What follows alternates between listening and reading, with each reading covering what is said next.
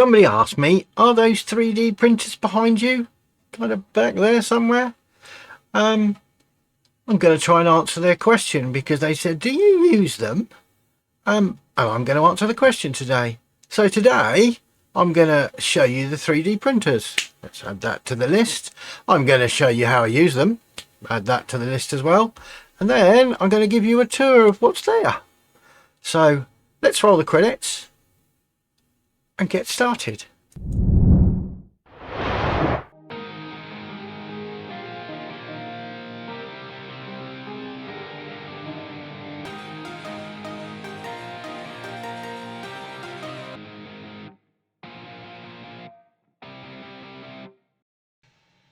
So I've got two.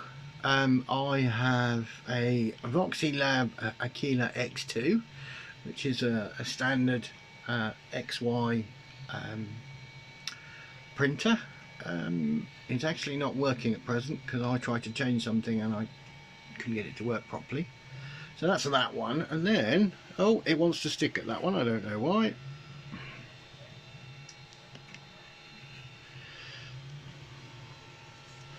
And then over here I've got a FL Sun Delta printer, which is printing an image now. And as you can see, I've got cables all over the place. My missus hates this. But those are my two printers. So if we kind of go through their printers that use filament, I've had them for about a year now, both of them. I bought the well, actually I got the one on the right, the Aquila, from my missus for a Christmas present, and although it's okay, it's very slow. The FL Sun is just a million times quicker. So let's go back and I'll show you how I use them. So what's this got to do with smart homes? Well, I printed a fair amount of things that are smart home based. So I've got external sensors. I might have said before that I'm cheap, so I'm not going to buy really expensive waterproof sensors. I buy internal ones and I make them little houses to see what they're there. That's one I printed earlier. I also make holders for things, so to kind of make them so they fit on the walls, because you just normally get a box that doesn't hang or doesn't do anything. It just means if you can make something, you can then put it all together. So what do I do to do that? Well, there's a couple of things. When you first start printing, you probably need to use something like Thingyverse. So let's show you Thingyverse. So Thingyverse is amazing. It's kind of free to use. It's a community of thousands of people who upload stuff that you can use, mostly for personal use. I have seen things appearing on AliExpress and other places where I think I've seen them on Thingyverse. I wonder if they're being sold for real. But you could get more or less anything you want in Thingyverse. I had a friend who's got a BMW and the catches keep breaking on the bonnet or the boot. I can't remember which. And to buy the parts from BMW, they are nearly 100 quid each. So he said, can you print these for me? I found them on Thingyverse. He even sent me the link. I printed them and they were working, and it probably cost me a £5 to print them. So that's Thingyverse. You've got lots of things in here that you can print, egg holders, you name it, it's kind of there. You can search for things. So what should we search for? Car bonnet. So car mascots, an Opel Corsa, bonnet clip. There's loads of stuff in here where people have just made things and uploaded them. Okay, so that's Thingyverse. The other thing that you probably need to look at as a beginner is a different website. Let's swap across to that. So this is TinkerCad. Now I started off using TinkerCad for lots of things, and if I click on 3D designs, you can see I've got lots of 3D designs from lots of different things. In our gate, our back gate in Wales, I may have done a couple of dragons and some words. I created the claws for the back gate. I'll just show a picture of the back gate now. So that's the back gate. Here be dragons. In here I made my first smart device, which I'll show you. I've got a Ring doorbell, and the Ring doorbell, our drive slopes down, so I needed to create a slope. So that's the Ring doorbell. What I'm going to do is in the comments I'll put a link so you can sign up to the mailing list and you can get a download of these. They're editable on Thingyverse, and they're editable on TinkerCad. So that's TinkerCad. We'll quickly go into TinkerCad and just show you how easy it is. If I create a new 3D design,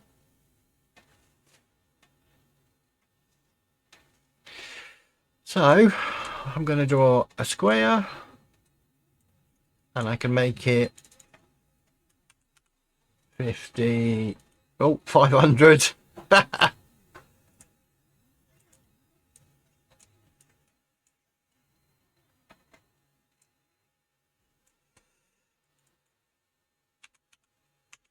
50.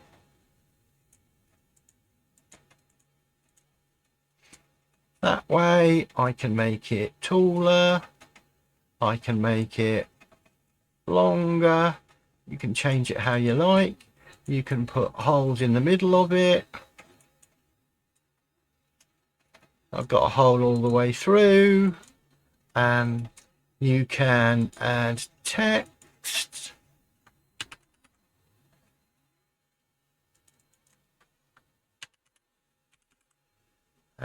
You can do hoops, you can do whatever that shape is, you can put stars on things. It's quite good. It's more for making it up as you go along than a technical thing, but it does work. You saw I made the other things there. So that's TinkerCad. So if we swap to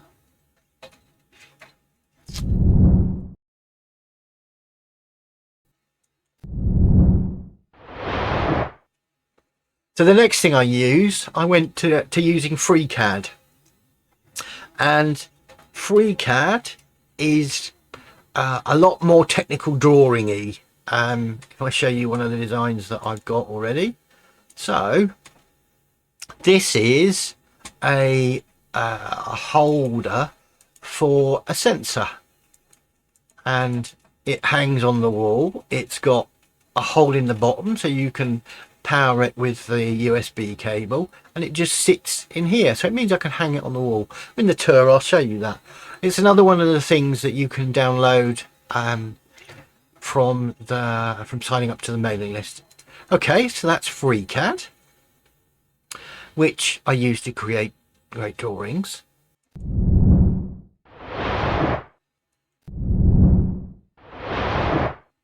To create the actual 3D print that gets sent to the printer, I use this thing here called Cura.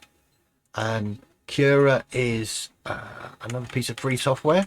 So this is the 3D rendering of that shape that I was talking about. So it's the sensor holder. So it's got a hole that the sensor can go in. It's got a slot for the USB thing, and on the back it's got a little hole that means that you can hang it on the wall. So you render it in here, and then you send it to print. Now you could save a file, go to your printer and kind of put it in, or I've set up Octoprint. We'll show you Octoprint in a second. So this is a preview of that image, and if I go to monitor, that's it printing.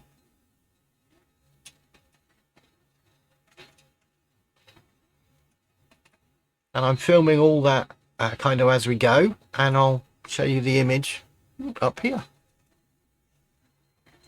Okay, so that's Cura. So let's swap now and have a quick look at Octoprint.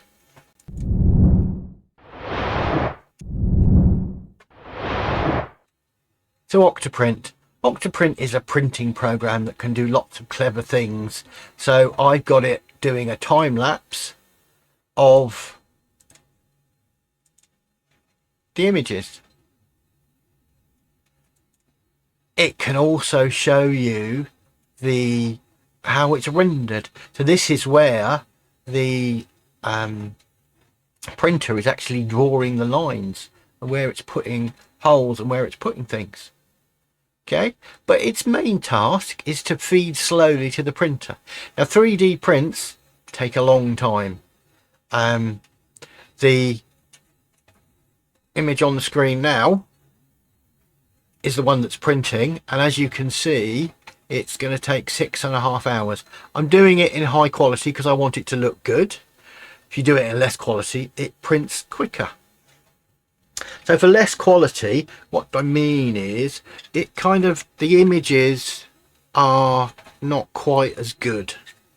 It's got lines and it doesn't look kind of shiny and together. So that's Octoprint, and I can just leave it to print. And I've also got it, Octoprint has got a Home Assistant add-in, and I use it because if I'm doing a time lapse, I don't want the lights to go out in here. So if the printer's running, it leaves the lights on, and that's all in Home Assistant. Okay, I think that's enough kind of showing you what's here. Like I said, in the comments there's a way of signing up to the mailing list, and you can download a couple of the 3D prints that I've created. Right, let's give you the tour.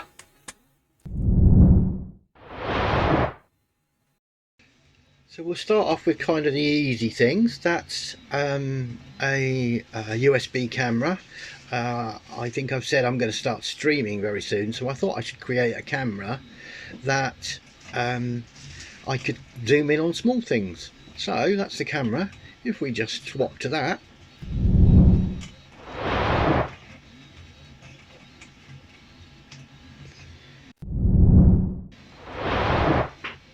yeah, I do some silly stuff as well, funnily enough. So that's that. Other things that are here. So that's a presence sensor, and what that does is sitting in the 3D printed holder. And as you can see, there's a USB hole underneath, and it just kind of quite happily sits there. And above that, I printed this honeycomb storage.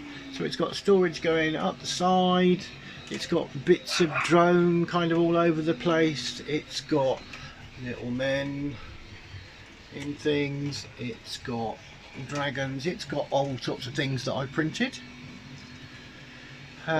Going back before, I created a little box to put the camera on. Sometimes it goes on the stand, and that's kind of lots of things that are in here. If we quickly move across the house, my missus is collecting cactuses, and these are all 3D printed containers. So kind of there. Quick trip outside. Oh, so that's the sensor house that kind of looks after the sensor. It sits there. I put lots of thought into that, so it's protected from the rain. It's kind of just there. Quickly run through the house. So on the front door, yeah, we got two things. One was from my mum and I'd already made it. So that's the Ring camera, and that's a 3D printed, covered in cobwebs, holder for it. So quickly run back inside. So at the top of the stairs, there's a very small temperature sensor, and it's in a 3D printed stand. Okay, this stream is not sponsored by Highland Water. Then she who must be not named, she who must be obeyed, she must be not named. There's a few little things in here. dinosaurs and fidget spinners and all sorts of stuff. So I've made lots of things. Let's switch back to the PC. Some more little things that I've just dug out. So this is the house. I make things to tie cables around, again to tidy up. The shelf above the printer is held up with those. I make boxes so I can put cabling into things. I printed a dinosaur that holds my headphones, so it's quite used. I've not shown you the toilet roll holder, linked to Thingyverse, that everybody seems to be printing. So back to the computer. I hope that's answered the question. There's my 3D printers. That's how I use them, and that's what I print with them. So that wraps up today. Tick, tick, tick, tick. If you could like and subscribe, that would be great. Below is a link to get the files that are in printable version if you want to kind of try and print them out if you've got your own printer. So I will see you on the next one. Unless, of course, you've lost your TV remote, then this might help.